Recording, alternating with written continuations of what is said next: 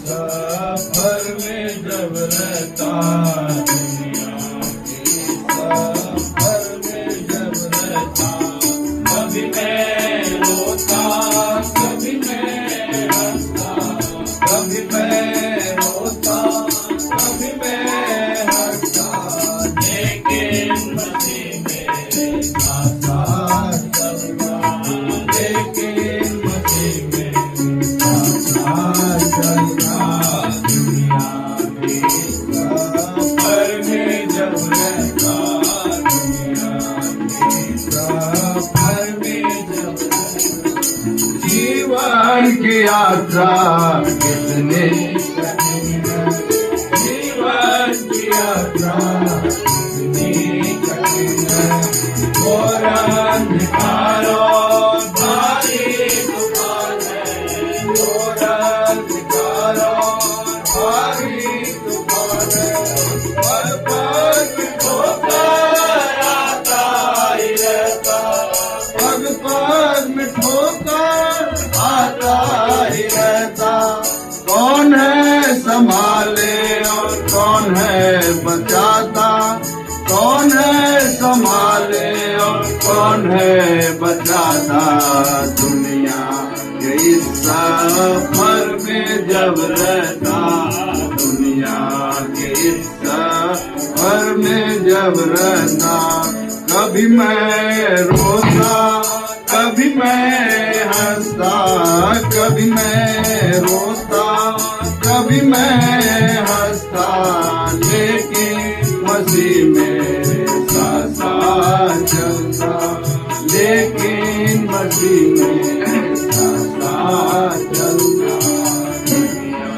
के सफर में जब रहता, दुनिया के सफर में जब रहता, हृदय की शुद्धता से जब मैं चलता हूँ, हृदय की शुद्धता से जब मैं चलता हूँ, आज मेरे शुद्ध और विवेक में निर्दोष हूँ, आज मेरे शुद्ध और विवेक में निर्दोष हूँ, अचानक कहाँ से दुश्मन पड़ता, अचानक कहाँ से दुश्मन पड़ता, जीवन को दुख से निराशा से भरता, जीवन को दुख से निराशा से भरता, दुनिया के इस सफर में जब रहता, दुनिया के इस सफर में जब रहता, कभी मैं रोता, कभी मैं हंसता, कभी मैं रोता, कभी मैं हंसता, लेकिन मसीह मेरे साथ चलता, लेकिन मसीह मेरे साथ चलता, दुनिया के इस सफर में जब रहता, दुनिया के इस सफर में जब रहता, एक ही सहारा मेरा तो मसीह है, एक ही सहारा मेरा तो मसीह है, हर समय मुझको तो थामे रहता है, हर समय मुझको तो थामे रहता है, प्रेम और मधुर आवाज से तू कहता,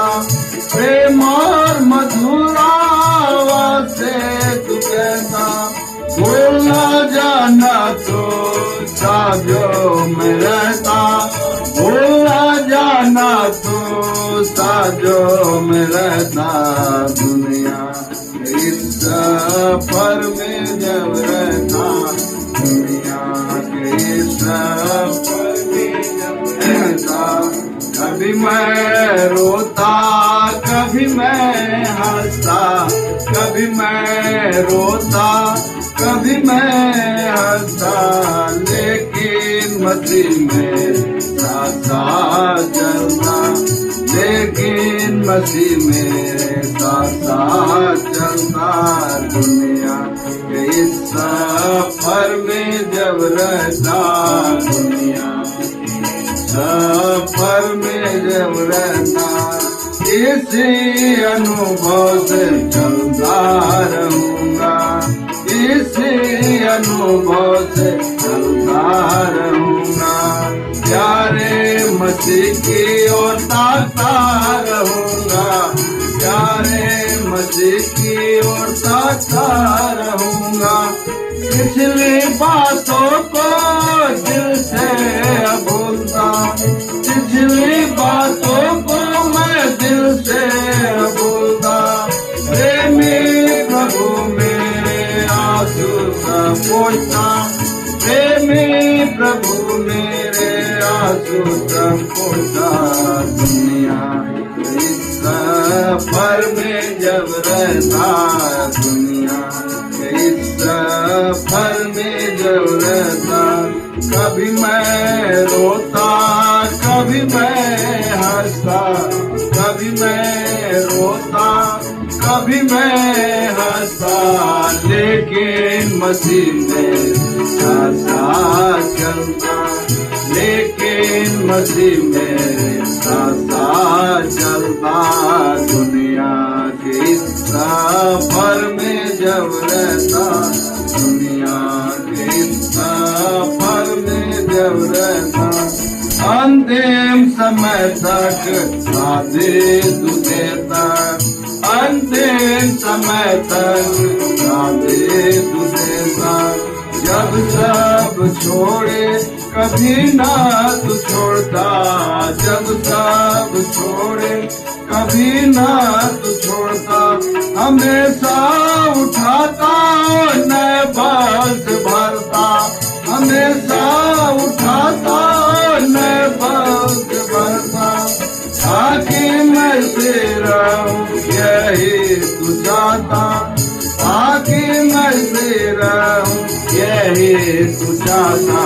दुनिया के इस सफर में जब रहता, इस सफर में जब रहता, कभी मैं रोता, कभी मैं हंसता, कभी मैं रोता, कभी मैं हंसता। लेकिन मसीह मेरे साथ चलता, लेकिन मसीह मेरे साथ चलता। दुनिया इस सफर में जब रहता, दुनिया के इस सफर में जब रहता। एक और गीत गाएंगे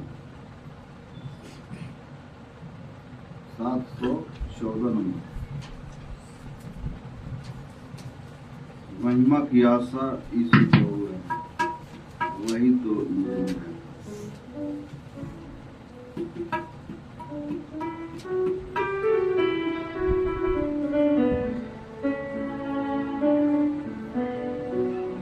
महिमा की आशा यीशु प्रभु है, वही तो मुझ में रहता है, वही तो मुझ में रहता है। प्रभु यीशु प्यारा यीशु, महिमा की आशा है।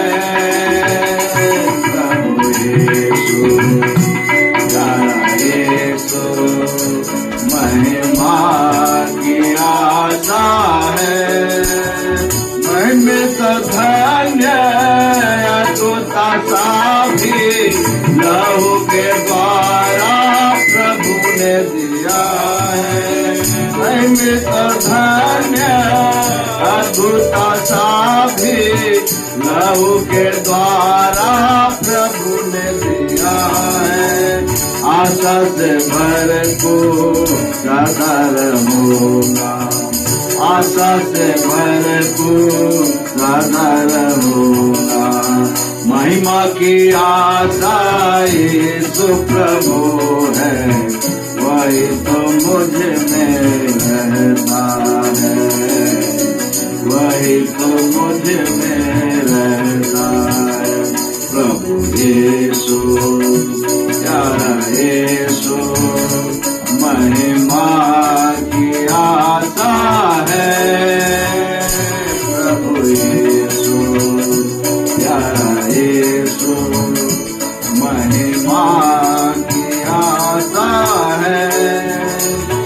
संसार में क्लेश तो आते हैं, ढाढ़स बांधो यीशु ने कहा है।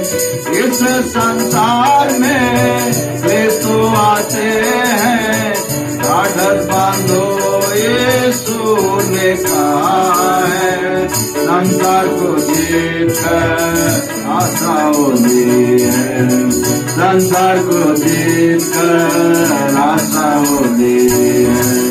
महिमा की आशा यीशु प्रभु है, वही तो मुझ में रहता है, वही तो मुझ में रहता है। प्रभु यीशु, प्यारा यीशु, महिमा की आशा है। प्रभु यीशु, प्यारा यीशु, महिमा की आशा है। इस जीवन में मैं हूँ मुसाफिर, उसको उठा कर चलता रहूँगा। इस जीवन में मैं हूँ मुसाफिर, उसको उठा कर चलता रहूँगा। आशा जो दी है आगे बढ़ूँगा, आशा जो दी है आगे बढ़ूँगा। महिमा की आशा यीशु प्रभु है, वही तो मुझ में रहता है, वही तो मुझ में रहता है। प्रभु यीशु, प्यारा यीशु, महिमा की आशा है। प्रभु यीशु, प्यारा यीशु, महिमा की आशा है।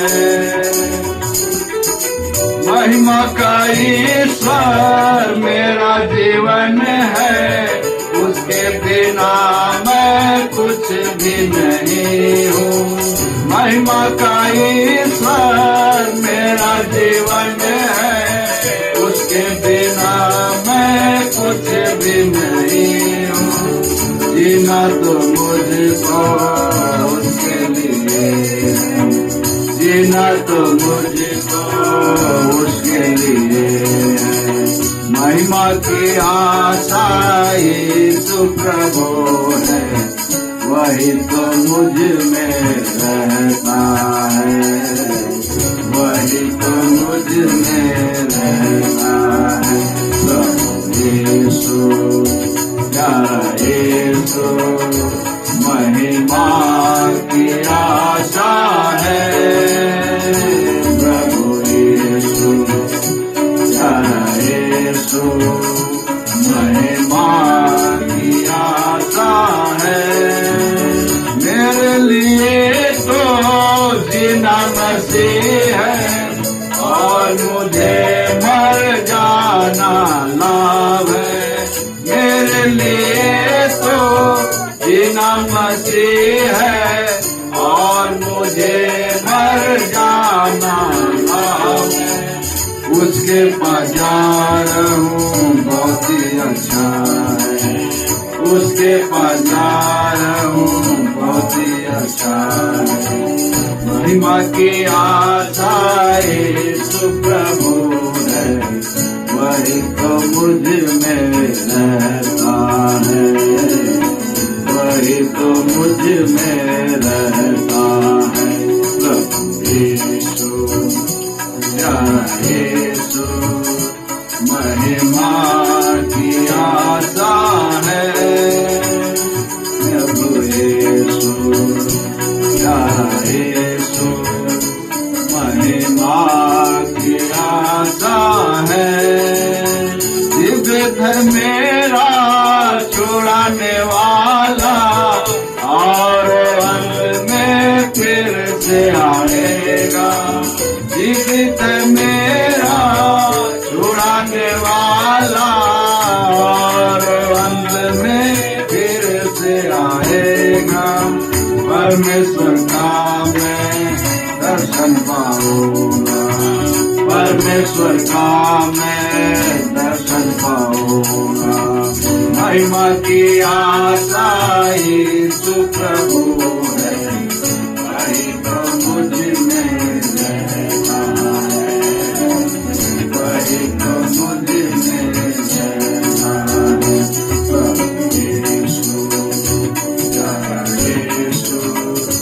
महिमा की आशा है प्रभु यीशु, महिमा की आशा है। 779 नंबर गाएंगे गाना गीत को। महान ईश्वर तू है, सर्वदर्शी सर्वज्ञानी।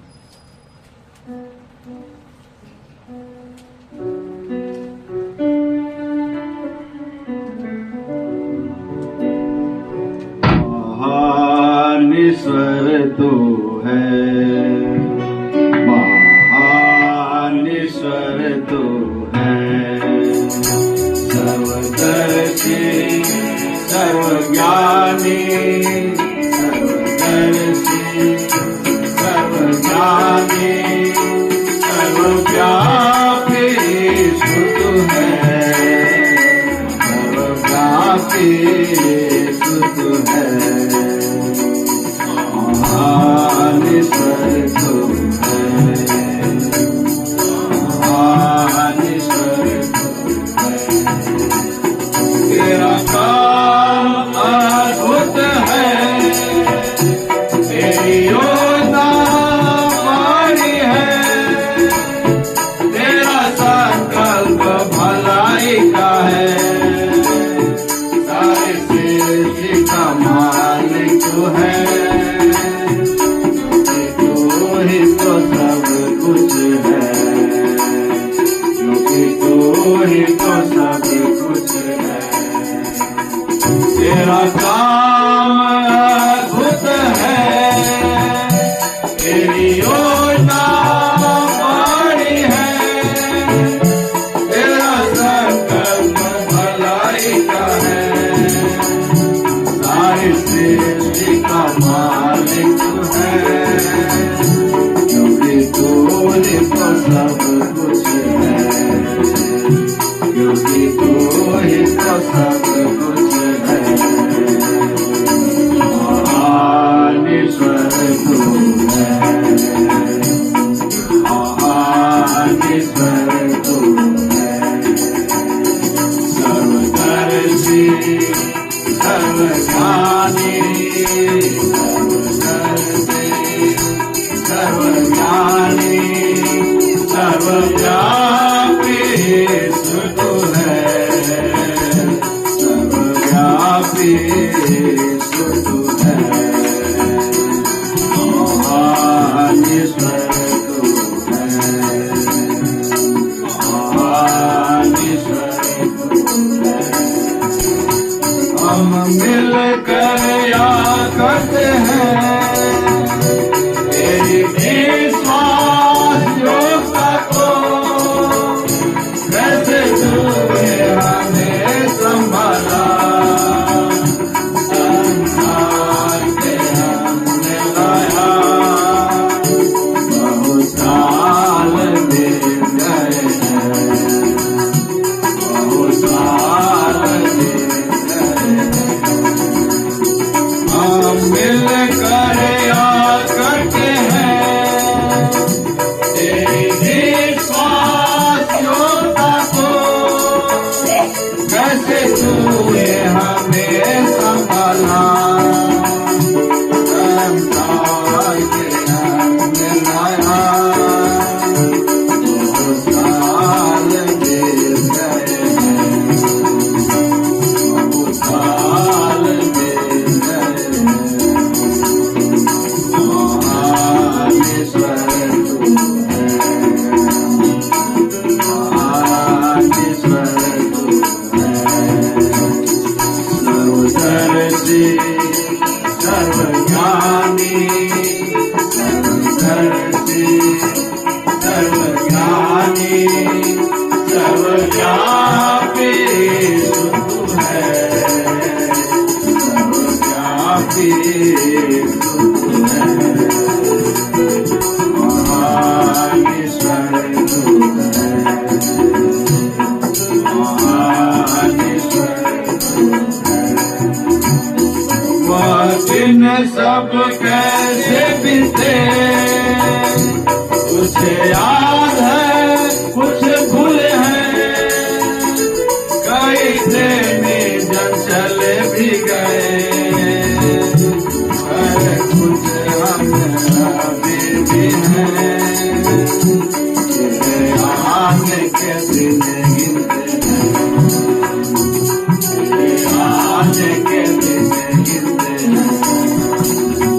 वह दिन सब कैसे बीते मुझे याद है, कुछ भूल है, कई प्रेमी जन चले भी गए, पर कुछ हम अभी भी हैं, तेरे आने के दिन गिनते हैं, तेरे आने के दिन गिनते हैं। महान ईश्वर तू है, महान ईश्वर तू है, सर्वदर्शी सर्वज्ञानी, सर्वदर्शी सर्वज्ञानी, सर्वव्यापी तू है, सर्वव्यापी तू है, महान ईश्वर तू है, महान ईश्वर तू है। नम्र होकर मान लेते हैं, कई बार तेरा दिल दुखाया है, स्वर्ग क्रम को तुझे जाना, बड़ी हानि हमें पहुंचाई, प्रभु क्षमा चाहते हैं, प्रभु क्षमा चाहते हैं। नम्र होकर मान लेते हैं, कई बार तेरा दिल दुखाया है, स्वर्ग कर्म तुझे जाना, बड़ी हानि हमें पहुंचाई, प्रभु क्षमा चाहते हैं, प्रभु क्षमा चाहते हैं। महान ईश्वर तू है, महान ईश्वर तू है, सर्वदर्शी सर्वज्ञानी, सर्वदर्शी सर्वज्ञानी, सर्वव्यापी तू है, सर्वव्यापी तू है, महान ईश्वर तू है, महान ईश्वर तू है। हम पर अब दया तू कर, ताकि आगे को सावधान रहे, जो कुछ तू अब करता है, मानने को तैयार है, अर्पण अब करते हैं, अर्पण अब करते हैं। हम पर अब दया तू कर, ताकि आगे को सावधान रहे, जो कुछ तू अब करता है, मानने को तैयार है, अर्पण अब करते हैं, अर्पण अब करते हैं। महान ईश्वर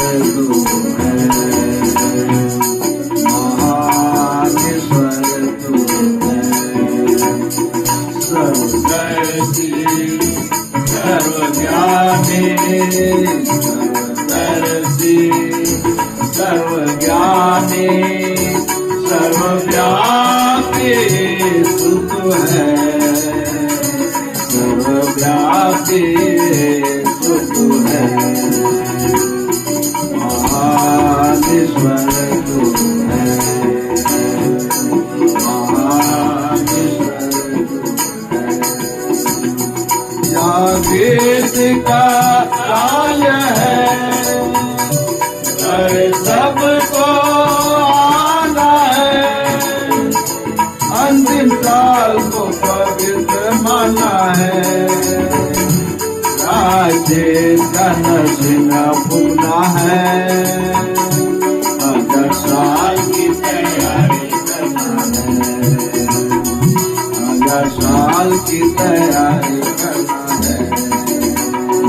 जागृति का साल है, हर सबको आना है, अंतिम साल को पवित्र माना है। राजेश का नसीना भूलना है, नया साल की तैयारी करना है, नया साल की तैयारी करना है। महान ईश्वर तू है,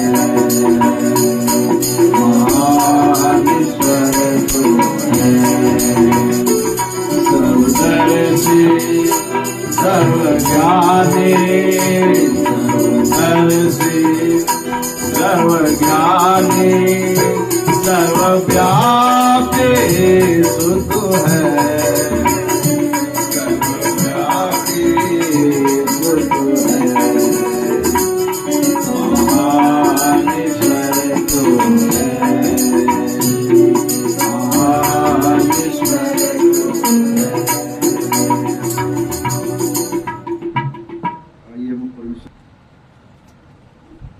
आज थोड़ा सा दुख का विषय हो गया कि जैसी भवन के लिए तैयारी कर रहे थे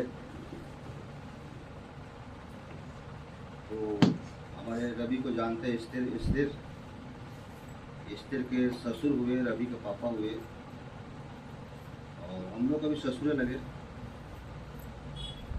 तो परमेश्वर ने आज हमको पर दया किया, अनुग्रह किया, बचाया कि इस जीवन का कोई भरोसा नहीं, परमेश्वर के हाथ में। कल शाम को ही उनके घर के आगे ऐसी चर्चा चल रहे थे, बातचीत हो रहा था कि पाहुन हम तो कल एक दो दिन में निकल जाएंगे, आप थोड़ा बहुत ठीक हूँ, क्योंकि यहाँ मेरे को ना तो कोई दवाई सेट कर रहा है ना कोई इलाज सेट कर रहा है, और सेट भी कर रहा है थोड़ा बहुत तो ठीक रहता है तो फिर हो जाता है। और ऐसी चर्चा चल रहा था, फिर ऊपर गए, फिर मैं भी घर गया अपना। आवाज सुबह पता चल रहा है कि वो नहीं है, क्या कहे, फिर भागते भागते गए। तो घर में जब कुछ दुखी होता है, कोई मृत्यु होता है तो लोग तो शोक करते ही। तो थोड़ा मैं भी गया वहाँ, सास जो लगते हैं वो पैर पकड़ के रोने लगे, पोगना पोगना करके। तो इंसान है, इंसान के रूप में थोड़ा दुख तकलीफ तो होता ही है। बाकी घर परिवार में पूरा रोहा हो रहा है, चिल्ला रहे हैं, गा रहे हैं। तो उसमें क्या होता है कि जो परमेश्वर का जो लोग होते हैं ना, जिनको परमेश्वर ने छुड़ाया बचाया है, वो अपने ढाढ़स देते हैं, उसको ढाढ़स देते हैं। नहीं तो ऐसे तो रात भर दिन भर रोते ही रह जाएगा उनको। इसलिए जाना चाहिए हमको जाना चाहिए। मैंने चाय भी छोड़ दिया, सब कुछ छोड़ दिया, भागे भागे गया। उनको मैंने ऐसे सिर पे हाथ रखा, बोला कि कोई नहीं, इनका टाइम हो गया था, पूरा हो गया था, चले गए, कोई बात नहीं। आप अपना जिंदगी के लिए सोचिए। वो ठीक है, उनका था, टाइम पूरा हो गया, चले गए, घर में सब वहाँ पेट हो रहा है। तो ये लोगों को जाने से ये होता है ना कि थोड़ा उनको तसल्ली मिलता है। हम क्या उनको दे सकते हैं? ना तो हमको प्राण बचा सकते हैं, ना उनको छुड़ा सकते हैं, पर परमेश्वर ने हमें बचाया है, छुड़ाया, तो हम बोल सकते हैं। तो सारे लोग गए वहाँ, देखा मैंने। रवि पूछ रहा था ये राकेश की अनु जी गाँव गए हैं काम पे, नहीं आए यहीं पर, मालूम नहीं होगा, फोन किया था वरना तो जब फोन ही नहीं किया, जब बताए तो कैसे मालूम होगा? मालूम होगा तो आते ही आते। नहीं कोई नहीं, हम तो यही चाहेंगे कि हर दिन आप 2 बजा देते हैं, 1:30 बजाते हैं, तो कोशिश कीजिए कि थोड़ा कम समय में करके और कुछ जगह मिले जुले। क्या उनको करना है? कुछ लोगों ने कह रहे हैं गांव जाएंगे, कुछ कह रहे हैं कि यहीं करेंगे। तो उसमें राय सलाह के मशवरा से जो भी है, जो बड़ा होता है, चाहे बड़ा दामाद है या आप में से बड़े हैं, हो सकता है आपको बातों में समझ लें, तो उसमें थोड़ा समझौता करने में सही होता है। तो इसलिए आइए, कोई नहीं, आज के दिन हमें प्रभु ने बचाया, हम सबके बचाया, और आज भवन में हमको लाया अपने घर में। तो कुछ चीजें हम देखेंगे, कुछ वचन देखेंगे प्रभु का जीवित वचन से, और इसके बाद आराधना करेंगे। ठीक है, हमारे पास वचन है आज का इफिसियों का 2 अध्याय। इफिसियों का 2 अध्याय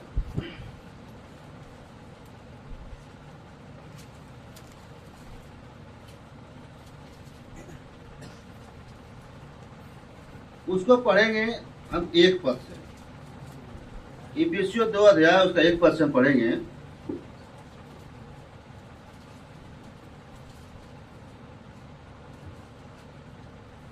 कोई पढ़िए। उसने तुम्हें भी जिलाया जो अपने अपराधों और पापों के कारण मरे हुए थे। उसने तुम्हें भी जिलाया, यानी कि आदमी जीवित तो है, आदमी जीवता तो कहलाता है, पर वो मरा हुआ। पर परमेश्वर ने हम पर दया किया, अनुग्रह किया, तरस खाया, और इस वचन से हम यही सीखते हैं कि उसने तुम्हें भी जिलाया जो अपने अपराधों और पापों के कारण मरे। तो क्या इस चीज को हम आज समझते हैं कि हकीकत में पापों के कारण मरे हुए थे? ये वचन कहता है। तो एक समय था कि वास्तव में हम इस प्रकार से थे, और उसने हमें जिलाया। और 2 पद, जिनमें तुम पहले संसार पृथ्वी पर और आकाश के अधिकार के हाकिम अर्थात आत्मा के अनुसार चलते थे, जो अब भी आज्ञा न मानने वालों में कार्य करता है। अभी भी आज्ञा न मानने वाले में कार्य करता है, यानी कि प्रभु पर जो भरोसा अभी भी नहीं कर रहे हैं, उधार नहीं पाते, जिनमें तुम पहले इस संसार की रीति पर चलते थे। संसार की रीति पर हम क्या चलते थे, और वही वचन आपको वहाँ पत्रस में दिखाता है। आप पत्रस निकालिए 1 पद, उसका संसार की रीति क्या था, संसार की रीति में चलते थे, उसका निकालिए आप 17 पढ़िए। पहला पत्रस 1। और जबकि तुम हे पिता कहकर उससे प्रार्थना करते हो, जो बिना पक्षपात हर एक के काम के अनुसार न्याय करता है, तो अपने परदेशी होने का समय भय से बिताओ। है से बिताओ, है से बिताने का आप बात समझ रहे हैं। परदेशी और हम परदेशी हैं, नागरिक परदेशी हैं हम। आज हमारा यहाँ अस्थाई नहीं है, आज हैं बहुत, आज करीब 60 साल 62 साल 65 साल तक बेचारे रहे, दुनिया में रहे, परदेशी के तौर पर रहे। आज देश को उन्होंने छोड़ दिया, आज उन्होंने देश को छोड़ दिया। 17 का फिर दोबारा पढ़िए। क्यों? और जब भी तुम हे पिता कहकर उससे प्रार्थना करते हो, जो बिना पक्षपात हर एक के काम के अनुसार न्याय करता है, तो अपने परदेशी होने के समय भय से बिताओ। है से बिताओ। प्रभु आज क्या है, भजन में लिखा हुआ है कि सांस को ही भेजता है। आज जो हम हवा ले रहे हैं, आज जो सांस जो हम ले रहे हैं, वो प्रभु भेजता है। वो सांस ले लेगा, प्राण आपका चला जाएगा। तो भय से बिताने का मतलब है कि, मतलब कहने का मतलब है कि प्रभु में बिल्कुल आत्मा सच्चाई से, हमें पता है कि जीवन काल में हम चल रहे हैं, मार्ग में चल रहे हैं, क्या है प्रभु के हाथ में। आज दुनिया में बहुत से लोग हैं, लेकिन भय से जीवन नहीं बिता रहे। लेकिन उनको मानना है कि सचमुच में स्वर्ग और लोक के मालिक वो जीवित परमेश्वर है कौन, जो प्राण को दिया है। मिट्टी के पुतला बनाया, लिखा हुआ है उत्पत्ति में, पहले मिट्टी का पुतला बनाया, मिट्टी का पुतला बना करके जीवन का सांस उसमें फूंक दिया, और मनुष्य क्या है, जीवता प्राणी बन गया। तो अगर इंसान जाता है तो प्रभु आपसे क्या लेता है, आपका दिया हो तो ले रहा है। मिट्टी के बनाया, मिट्टी छोड़ ही दिया। प्राण आपके शरीर में जो डाला, किसी डाला, प्रभु ने डाला। तो जब तक आप दुनिया काल में चल रहे हैं, लेकिन प्राण डाला, दुनिया काल में चलने के तब कर क्या रहा है वो देखना। आपको बनाया, मिट्टी के पुतला करके बनाया, उसके जीवन के सांस फूंक दिया, लेकिन इसलिए बनाया कि आप उसकी जयकार करो, उसका काम करो, उसकी आराधना करो, और जब तक जीवन काल में है और लोगों को बताओ भी। तो पुत्र पवित्र आत्मा का नाम से जानकारी दो। तो इस वचन से यही देखा खुशियों में कि इफिसियों 2 अध्याय में, कि फिर से तो पढ़िएगा इफिसियों 2 अध्याय को। तो जिनमें तुम पहले संसार की रीति पर हाँ, और आकाश के अधिकार के हाकिम अर्थात उस आत्मा के अनुसार चलते थे, जो अभी आगे न मानने वालों में कार्य करता है। अभी भी आज्ञा न मानने वालों कार्य करता है। पहले संसार के लिए चलते थे, चलाए जाते थे, और फिर 18 में पहला पत्र 18 में लिखिए। क्योंकि हाँ। तुम जानते हो कि तुम्हारा निकम्मा चाल चलन जो बाप दादों से चला आता है, उसमें तुम्हारा छुटकारा चांदी सोने अर्थात नाशवान वस्तुओं के द्वारा नहीं हुआ।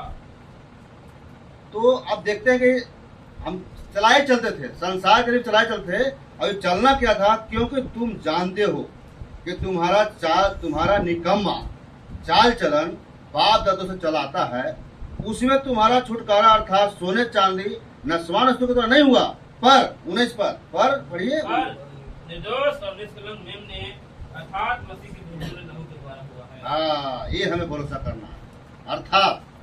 अर्थात क्या है कि उस लहू के द्वारा हमारा जो चाल चलन था वो बाप दादा से चला रहा था। और चाल चलन क्या था, उस चाल क्या, क्योंकि तुम्हारा जानते हो तुम्हारा निकामा चाल चलन आ रहा था। अब उस चाल चलन क्या था कि अभी भी देखते होंगे, वो लहू जो यीशु मसीह ने बहाया वो मेरे पापों के लिए बहाया। आज देखते हैं गाँव में, आप देखते होंगे अपने रीति के हिसाब से कि दिवाली क्या बोलते हैं, खसी बकरे या खसी को अपना पाप क्षमा होने के लिए, अपना जो गलती किए हैं उसको अपराध से बचने के लिए वो खसी कहते हैं या आप बकरा भी कहते हैं, उसको क्या है कि दाना चरा करके लोग छोड़ दिया जाता है। ये जो हम पाप किए हैं, हमारा घर के जो देवता बिगड़ गए हैं, या किसी प्रकार के, या कोई ऐसे भी कहता है कि हमारा ये लड़का जो है इतना क्लास से पास हो जाएगा, या हमको पुत्र नहीं हो रहा है, अगर मेरा पुत्र हो जाएगा तो देवता आपको मैं बकरा चढ़ाऊंगा, बकरा का बलि करूंगा। तो इसमें यह लिखा हुआ 18 पद में, ये क्या था, हमारा चाल चलन बिगड़ा हुआ था। फिर से पढ़िए इसको 18, हाँ 18। तुम जानते हो कि तुम्हारा निकम्मा चाल चलन जो बाप दादों से चला आता है, उसमें तुम्हारा छुटकारा चांदी सोने अर्थात नाशवान वस्तुओं के द्वारा नहीं हुआ। ये हमारा चाल चलन बिगड़ा हुआ था। हमने उस बकरे को हमने बलि देने के लिए दाना चरा के उसको छोड़ दिए। अब वो छोड़ दिए तो कब कटेगा, दिवाली के बिहानी बेला तो गाय डर कहते हैं। हमारे गांव के बगल में है वो देवता डिवार उसको कहते हैं, डिवार भी करे तो उसको काटते थे। मतलब समझिए कुछ दिन 8 को 10 को तो कटा ही जाते थे। लेकिन वहाँ एक और समस्या क्या है बिगड़ा हुआ, कि जो काटेगा एक बार अगर बलुआ से कट गया तब तो देवता खुश हो गए, अब एक बार में अगर नहीं कटा देवता नाराज। ये कोई भी कहानी, तो ये हमारा चाल बिगड़ा हुआ था। क्या मतलब भाई, बलि तो आप दे ही रहो। मैंने आंखों से देखा है, दिवाली के बिहाने में देखा है कि मेरे गांव के कई एक लोगों ने उसको भखौटी दिया और उसको काटा गया। तो ये हमारा जो है बाप दादों से निकम्मा चाल चलन था, वो बिगड़ा हुआ था। अब इससे हमको छुटकारा नहीं था। अब वो कटाता था, काटने के बाद घर घर इतना क्या है प्रसाद भेजा जाता था। अब पूरे गांव में उसको देना है, चाहे वो 20 किलो को हो चाहे 10 किलो को, पूरे गांव में प्रसाद को पहुंचाना है। तो ये हमारा बिगड़ा हुआ था। लेकिन हमारा उसको लहू बहाने से, उसको बलि करने से हमारा छुटकारा नहीं है। छुटकारा कैसे है, आगे पढ़िए 19 को। छुटकारा हमको बकरे से नहीं, भेड़ों से नहीं, पर निर्दोष और निष्कलंक मेमने अर्थात मसीह के बहुमूल्य लहू के द्वारा हुआ। हाँ, इससे हमको उद्धार हुआ, इससे हमको उद्धार हुआ। आप काट दीजिए, मुर्गा काट दीजिए, उससे हमारा उद्धार नहीं है। स्वयं प्रभु यीशु मसीह ने 19 पद में क्या कह रहे हैं, पर बोलिए, पर निर्दोष और निष्कलंक मेमने, हाँ, पर निर्दोष और निष्कलंक मेमने अर्थात मसीह के बहुमूल्य लहू के द्वारा हुआ। बहुमूल्य लहू के द्वारा हुआ। देवता पे हमको बकरा काटने से उद्धार नहीं है, उससे हमको छुटकारा नहीं है। प्रिय भाई बहनों, आज हमें उद्धार मिला है, हमें जीवन मिला है, तो कैसे मिला इसको समझना।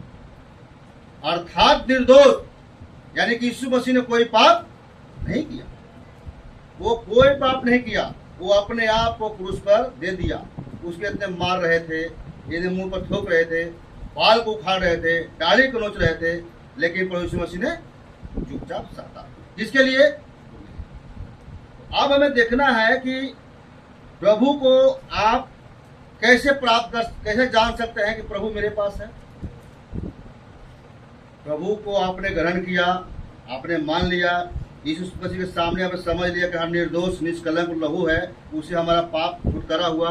कैसे अनुभव कर सकता है आप। ये भाई बहनों, परमेश्वर का अनुभव बहुत बड़ा है। आज करीब 1997 या 98 की बात है। ये घर जो था ये इस तरीके से अलियर था, ऐसे था। बीच में कल जा रही थी। हम विवेक जी भाई वीरेंद्र दूध भर में थे, खाना खा रहे थे, बाहर निकले, एलिसा और छत पर से नीचे गिर गया, छोटा सा था, ऊपर से नीचे गिर गया। विवेक जी जब खाना लेकर ऐसे खाना खा के निकल रहे थे ना, तो ऐसे विवेक देखो, विवेक जब गोदी में आ गया, नीचे नहीं गए जमीन पर, विवेक ऐसे गोदी में, परमेश्वर कैसे हमको कर सकता है, ऐसे गोदी में तुरंत ये हम लोग आकर के अंदर प्रार्थना किए, हे प्रभु कितना तू महान है। अरे वो गिरता नीचे तो कुछ तो नुकसान होता ना, चाहे हाथ टूट जाता या कुछ तो होता, लेकिन जब हम लोग बाहर निकले ऐसे टाइम पर वो गिरा कि विवेक जी के गोदी में, ऐसे ऐसे काम। एक बार और परमेश्वर का अनुभव किए, सीलमपुर में हम गाड़ी लेकर गए थे, रात का समय था और गाड़ी मुझे खड़ा कर रहे हैं, पर ये मुझे नहीं पता था कि इसी बंदा के घर है।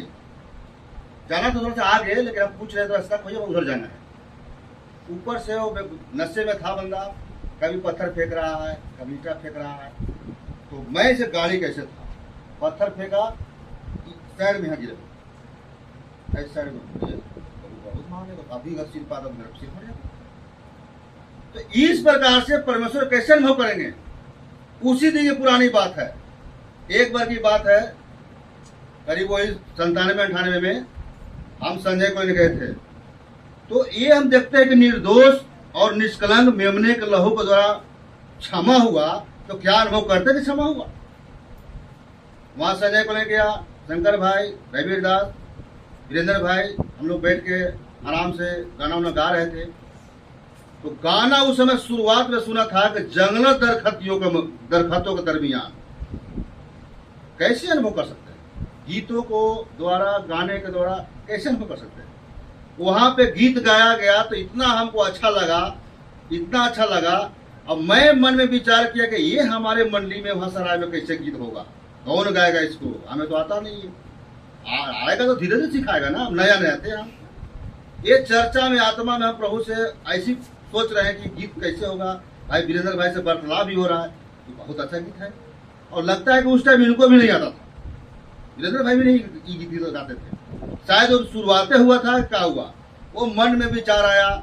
इसी बीच में अनु जी शादी की चर्चा में आ गए, कविता ही गाई थी और डेविड हारमोनियम बजा रहे थे और हम लोग गा रहे थे, कैसे होगा ये वहाँ। आओ ये शादी के चर्चे में आ गए, देखो कितना प्रभु महान। और शादी भी हो गया और गीत यहाँ फिर वहाँ पावर हाउस में गवाना चालू हो गया, गाते गाते गाते फिर गीत को हम सीखे। तो प्रभु के अनुभव हम कैसे कर सकते हैं कि प्रभु हमारे सामने है कि नहीं है, दिल में है कि नहीं है, और हम जो सोच रहे हैं हमारा पूरा हो रहा है कि नहीं हो रहा है, कैसे हम लोग कर सकते हैं। तो प्रभु के वचन हमको कैसे अनुभव करेंगे, जब 19 पद को हम पूरा ध्यान से पढ़ेंगे, जब पूरा हमारे दिल में रहेगा, बसेगा, तो पूरा समझेंगे। फिर 19 को पढ़िए भाई जी। निर्दोष और निष्कलंक मेमने अर्थात मसीह के बहुमूल्य लहू के द्वारा हुआ।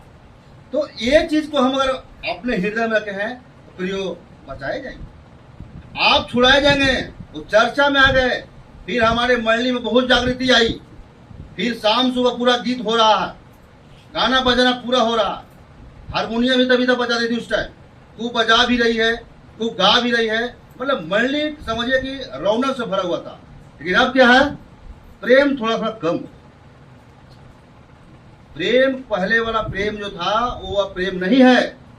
प्रेम पहले इस प्रकार से था कि मतलब समझिए कि लगता था मंडली में तो जगजा गया पूरा। कैसे होगा, जब इस चीज को पूरा हम ध्यान से पढ़ेंगे और जानेंगे। प्रिय भाई बहनों, कुछ ऐसी हमारे साथ हुआ है बातें, तो उस प्रकार से और सचमुच पूरा भी हुआ है। कभी भी हमारे मन में कोई कुटिलता नहीं, कभी भी हमारे मन में किसी के प्रति कोई दोष नहीं, कभी भी हमारा प्रभु के काम के ऊपर हमेशा जीवन समर्पण, स्वयं प्रभु काम करेगा, स्वयं प्रभु काम करेगा। कई एक बार नए में इस प्रकार से ठोकर उस पर आती थी बातें। इसी जगह शुक्रवार का प्रार्थना होता था। रूद बहन के अंदर बहुत सारा प्रेम था, चाहे वो कैसा भी हो।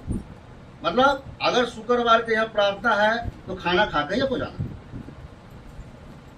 कुछ लोगों के साथ संगति करने की भी जरूरत है, किसी के पास जाने की जरूरत है, अब कई एक दिन से कुछ लोग नहीं आते हैं, जाना पड़ता है। जाइए, जाने से क्या होगा कि उसको कुछ मन में होगा कि हाँ अब ये मंगल मूर्ति भाई आते हैं, वो फोन करके हमको धन्यवाद कर रहे थे। पिछले संडे को देखा कि सीता बहनों से बार बार बाहर जा रही है, बार बार बाहर जा रही है, और ऐसे जीने से ऐसे हुआ पड़ा है। ये क्या हुआ? ऐसे जीने से लगा कैसे? मतलब समझिए कि असमर्थ लगा मेरे को। अरे ऐसे क्या हो रहा है? देखा सोमवार को सुबह मेरे घर पे आ गए कि भाई जी मैं तो ऐसे बात है, मैं बहुत परेशानी में हूँ, दिक्कत में हूँ। देखो 28 में डॉक्टर है अरुणा को ले जाकर वहाँ भर्ती करवा। मतलब समझिए कि गाड़ी में तो लेके गया, इधर से रोती गई, इतना तकलीफ में था, रोती गई। वहाँ गया, इलाज उलाज हुआ उसका, उधर से हंसती है। तो किसी का दुख तक अब हमें क्या उसमें किए? पैसे उन्हीं का लगा, खाली ले ही तो गए, खाली उनका लेकर भर्ती करवा दिया। 2 बजे तक उन्होंने इलाज चला। अब इसके बाद उधर सही हो गया। फिर मंगल मूर्ति भाई फोन कर धन्यवाद करते कि अरे अब नहीं कोई बात नहीं, इतना तो साधारण काम है, ये कोई बड़ा काम नहीं है, लेकिन आप ठीक होइए। तो इसलिए हम वचन में देखते हैं कि निर्दोष निष्कलंक लहू के द्वारा हमारा जो है उद्धार हुआ। और इफिसियों फिर निकालिए,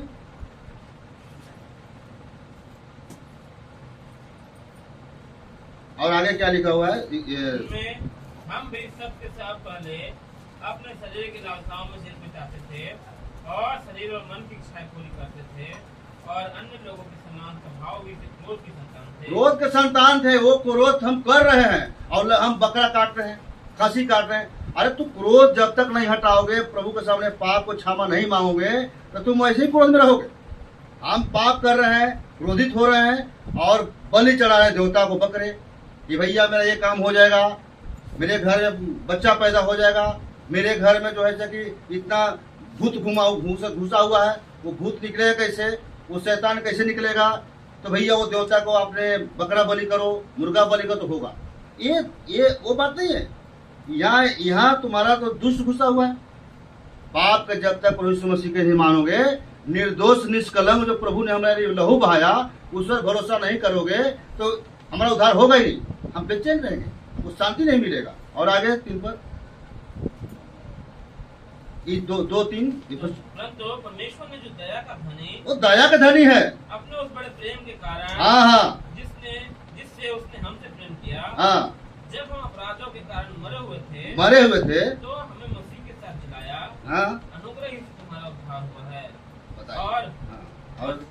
और मसीह यीशु में उसके साथ उठाया और स्वर्ग के स्थानों में बैठाया। ये हमारा आज अवसर है, ये हमारा आज अवसर है कि इतना बड़ा महान परमेश्वर पापियों को, हम कुछ भी नहीं थे, लेकिन आज हमें अवसर है कि आज ऐसे जगह में प्रभु ने हमको आदर किया, ऐसे जगह पर बैठाया है।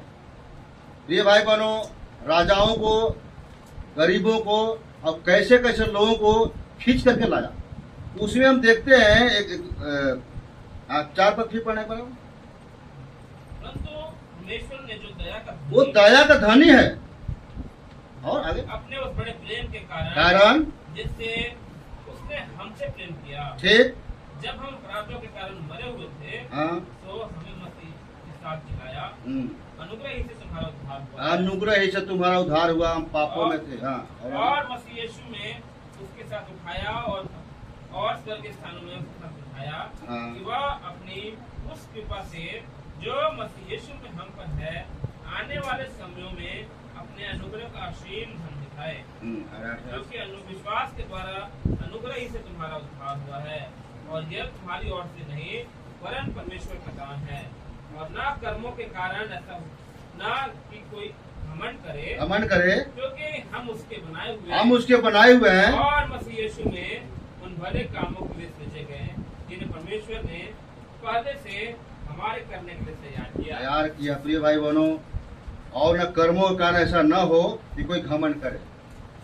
घमंड ना कोई करे। अब घमंड लोग बाइबल में है, घमंड किया है लोगों ने, लेकिन बाद में घमंड को परमेश्वर ने चूर चूर कर दिया है।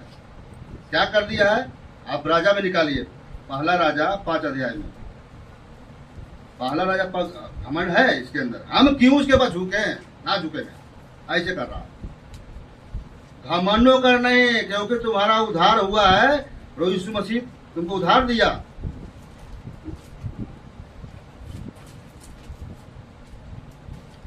पहला राजा 5 अध्याय, पहला नहीं दूसरा है, दूसरा है। हाँ, कोई घमंड न करे क्योंकि तुम्हारा परमेश्वर ने उद्धार किया, निर्दोष मेमने के लहू के द्वारा उद्धार किया, और इसलिए तू मुसाफिर नहीं बल्कि तुम वो परमेश्वर ने चुना है। हम कैसे चुप रहे हैं? हाँ, इसमें पढ़िएगा दूसरा राजा 5 का 1 से आगे पढ़ते चलो। राम के राजा का नाम नामान नामक सेनापति अपने स्वामी की दृष्टि में बड़ा और प्रतिष्ठित लोग था। ठीक है, क्योंकि यहोवा ने उसके द्वारा अरामियों को विजय किया था। ठीक। वह अब शूरवीर था परंतु कोढ़ी था। लेकिन हाँ, अब समझिए बात को, बड़ा सूरवीर था, घमंड न करे, सूरवीर भी था, और आगे परंतु कोढ़ी था। कोढ़ी था। अरामी लोग दल बांधकर इजराइल के देश में जाकर हाँ। वहाँ से एक छोटी लड़की बंदी बनाकर ले आए थे। ये कितना घमंड था, गए बंदी बना के ले आया। वो घमंड न करे, कितना बदमाश आदमी है। गया भी बंदी बना करके ले आया। और आगे वह नमान की पत्नी की सेवा करती थी। अच्छा, उसने अपने स्वामी से कहा, हाँ। यदि मेरा स्वामी सोमरेन के भजनता के पास होता तो क्या ही अच्छा होता, हाँ। क्योंकि वह उसके कोढ़ से चंगा कर देता। ठीक। तो नमान ने अपने प्रभु के पास जाकर कह दिया, इजरायली लड़की इस प्रकार कहती है। हाँ। अराम के राजा ने कहा, तू जो मैं इजराइल के राजा के पास एक पत्र भेजूंगा, तब वह 10 टुकड़े चांदी और 6000 टुकड़े सोना और 10 जोड़े कपड़े साथ लेकर रवाना हो गया। अच्छा। और वह इजराइल के राजा के पास वो पत्र ले गया जिसमें लिखा था, जब वह पत्र तुझे मिले तब जानना मैंने नमान नामक अपने कर्मचारी को तेरे पास इसलिए भेजा है कि तो उसका कोढ़ दूर कर दे। हाँ। यह पत्र पढ़ने पर इजराइल के राजा ने अपने वस्त्र फाड़े और बोला, क्या मैं मारने वाले और जिलाने वाले परमेश्वर हूँ कि मैं उस पुरुष को मेरे पास किसी को इसलिए भेजा है कि मैं उसका कोढ़ दूर करूँ? सोच विचार तो करो, वह मुझसे झगड़े का कारण ढूंढता होगा। झगड़े का ढूंढता होगा, इसको मतलब समझिए कोढ़ी है और तीसरी भी है, लेकिन आगे और थोड़ा सा रहस्य चला बात है आगे। यह सुनकर कि इजराइल पढ़ना, हाँ हाँ हाँ। यह सुनकर कि इजराइल के राजा ने अपने वस्त्र फाड़े। राजा का फाड़े हैं। राजा है वो वहाँ का, लेकिन वो कपड़े फाड़े, वो डर रहा कि नहीं, वो तो वो बदमाश आदमी है, वो इस प्रकार से सूरवीर है, वो में झगड़ा का बातें ढूंढेगा, इस पर से मारपीट करेगा, हत्या करेगा, लेकिन नहीं। आगे पढ़िए। परमेश्वर के भक्त एलीशा ने राजा के पास कहला। हाँ, लेकिन कौन कहा? परमेश्वर के भक्त राजा ने। हाँ भक्त एलीशा ने हाँ, एलिशा ने राजा के पास कहला भेजा, तूने क्यों अपने वस्त्र फाड़े हैं? अब वह मेरे पास आए तब जान लेगा कि इस्राएल में एक हो सकता है। हाँ। तब नामान घोड़ों और रथों समेत एलीशा के द्वार पर आकर खड़ा हुआ। तब एलीशा ने दूर से उसके पास जाकर भेजा, तू जाकर यरदन में 7 बार डुबकी मार, तब तेरा शरीर ज्यों के त्यों हो जाएगा और तू शुद्ध होगा। परंतु नमान क्रोधित हो यह कहता हुआ चला गया। मैंने तो सोचा था कि अवश्य वह मेरे पास बाहर आएगा और खड़ा होकर अपने परमेश्वर यहोवा से प्रार्थना करके कोढ़ के स्थान पर अपना हाथ फेरकर कोढ़ को दूर करेगा। बस देखिए कितना घमंड है इसको। कोढ़ी है, सूरवीर है, इसीलिए वही फिर पढ़ते कि ना अपने घमंड करे। परमेश्वर घमंडियों को नहीं है, अभिमानियों के लिए नहीं है, वो किसके लिए है? नम्र लोगों के लिए है, दीन लोगों के लिए है। इसलिए वहाँ पढ़ते हैं कि अपने आप को कभी घमंड मत करो। अब ये नामान ऐसे ही है, कोढ़ी भी है, बड़ा घमंडी भी है। अब इस प्रकार से क्या सोचे, हम उसके यहाँ कौन आएंगे नदी में? हमारे इतने बड़े बड़े नदियां हैं, अगर मैं भी होता वैसे तो अरे हमारे पास बहुत बहुत बड़ा बड़ा नदियां हैं। अरे वो नदी से थोड़ी होगा, परमेश्वर ने जिसके ऊपर बनाया है उससे होगा। परमेश्वर ने निर्दोष लहू बहाया पापों के लिए, अब तुम देवता में बकरा काट रहे हो, क्या उससे उधार हो जाएगा? वही इसके दिमाग में घुसा हुआ है। वो आता हमारे पास, पहले सोचता कि हम कुछ हैं, देखता पहले हम सूरवीर हैं, हम बहुत योद्धा हैं, पहले ऐसे करता, फिर हाथ रखता, फिर ये करता वो करता, ये बात पड़ा हुआ। लेकिन उससे नहीं हो भाई। फिर भी एलिशा ने, हाँ आगे बोलिए। परंतु नामान क्रोधित हो यह कहता हुआ चला गया वो दोबारा। हाँ। मैंने सोचा था कि अवश्य वो मेरे पास बाहर आकर हाँ। वो खड़ा होकर अपने परमेश्वर यहोवा से प्रार्थना करके हाँ। कोढ़ के स्थान पर अपना हाथ लेकर कोढ़ को दूर करेगा। ठीक। क्या दमिश्क की अमाना और पर्पल नदियाँ, अमाना पर्पल नदी हमारे दमिश्क में नहीं है कि वहाँ हम नहा लेते हैं? हाँ। इस्राएल के सब जलाशय से उत्तम नहीं? हाँ। क्या मैं उनमें स्नान करके शुद्ध नहीं हो सकता था? ठीक। सकता हूँ। इसलिए वह क्रोध से भरा हुआ लौट कर चला गया। तब उसकी सेवा को आशा कर कहने लगे, हे मैं हमारे पिता यदि बहुत जगता तुझसे कोई भारी काम करने की आज्ञा देता तो क्या तू सुना करता? वो कोई भारी काम थोड़ी करना, नहाना ही तो कहा है, लेकिन फिर भी भाग जाए। हाँ आगे। फिर जब वो कहता है कि स्नान करके शुद्ध हो जा, तो तू कितना अधिक उससे मानना चाहिए। तब उसे परमेश्वर के भक्त के वचन के अनुसार लेखन को जाकर उसके साथ डुबकी मारी और उसका शरीर छोटे लड़के का सा हो गया और वह शुद्ध हो गया। प्रिय भाई बहनों, कितना ही गंभीर बात है। हमने वहां देखा कि न घमंड करे, न कर्मों को ऊपर धर्मों को घमंड करे। एक घमंड किया, अभी घमंडी लोग इसमें और भी है, लेकिन आज समय हमारा कुछ कम लूंगा क्योंकि मुझे उधर जाना है। फोन अभी मेरे पास किया था, तो इसलिए कि देखिए है तो भाई तो रिश्तेदार है ना, है रिश्तेदार है भाई, रिश्तेदार के घर में तो जाना जरूरी होता है। ठीक है, संगति भी है, बच्चन भी है, मीटिंग भी है, लेकिन हमारे साथ जो रिश्तेदार जुड़े हुए हैं, ठीक है विश्वास नहीं करते हैं, लेकिन इसमें जाना मुझे चाहिए, जाना चाहिए। चाहे कि इतना है तो हम हमारे पिताजी भी डेथ हुए थे, ये बड़े ये नहीं कि वो आया तो हम गए, हम आए तो वो आएंगे, लेकिन अगर मान लीजिए हम लोग सभी घर आ गए, थोड़ा सा मन में चल रहा होगा। आने जाति पता क्या करते होंगे, रोज तो संगति ये कर रहे हो। हमारे बाप मरा हुआ है, अपने गाना बजाना कर रहा है, वो ये कर रहा होगा, मुझे पता है। मैं मन में सोच, हमारा खुद आत्मा कह रहा, हमारा तो उसी समय रोक रहा था, लेकिन भाई प्रभु को घर भी देना है, हमको टाइम वचन भी देना है और सब करना है, इसी में हम सब करना है। दुनिया के सफर में रहता, कभी मैं रोता कभी मैं हंसता, हालांकि तो सब ठीक है, लेकिन वो भी ठीक है, किसी का दुखी में दुखी होना भी ठीक है। लेकिन अब ये देखते हैं घमंडी आदमी घमंडी था, ये विषयों में देखा कि उसने तुम्हें भी जिलाया जो अपने पापों और मरे हुए थे, लेकिन उसे कोई भरोसा कर ही नहीं रहा, अपने आप घमंडी समझ। लेकिन 7 बार जब डुबकी मारा नदी में, तो उसका शरीर क्या हो गया, ज्यों का त्यों। उस समय घमंडी से कहा गया होगा, अरे गलती बोला मैं, बिल्कुल टूट गया होगा, इलिशा के साथ टूट गया होगा, थोड़ा सा जिंदगी में परेशान था। उस छोटी लड़की ने गया उसके घर, उसने इसे बताया और इस प्रकार से उसने किया, और देखिए आज जैसे जिसके। इसलिए प्रिय भाई बहनों, अगर ये काम आपके साथ हुआ है, वो निर्दोष निष्कलंक मेमने का लहू आपको मिला है, उधार आप पाए हैं, तो आज हमें समय है कि जरूर आप भेंट चढ़ाइए। इसीलिए दाऊद राजा 100 में कहता है, पढ़िए दाऊद राजा 100 अध्याय में, हाँ मैंने भजन 100 पढ़िए, 100 पढ़िए। हे सारे पृथ्वी के लोगों, हाँ, और यहोवा का जय जयकार, यहोवा का जय जयकार करो, आनंद से यहोवा की आराधना करो, आनंद से यहोवा की आराधना करो, जय जयकार के साथ सम्मुख जाओ, जय जयकार के साथ उसे सम्मुख आओ। नीचे जानो कि यहोवा ही परमेश्वर नीचे है, जानो कि यहोवा ही परमेश्वर है, उसी ने हमको बनाया, हाँ, और हम उसी के हैं, हम उसी के हैं, हम उसकी प्रजा, हम उसकी प्रजा और चढ़ाई की भेड़ें हैं, और चराई के भेड़ है, क्योंकि उसने हमें उस घमंड से, इस संसार के रीति पे चलते थे, इसमें चलाए चलते थे, उससे हमको बचाया और छुड़ाया। इस प्रकार नमान कोढ़ी के साथ हुआ।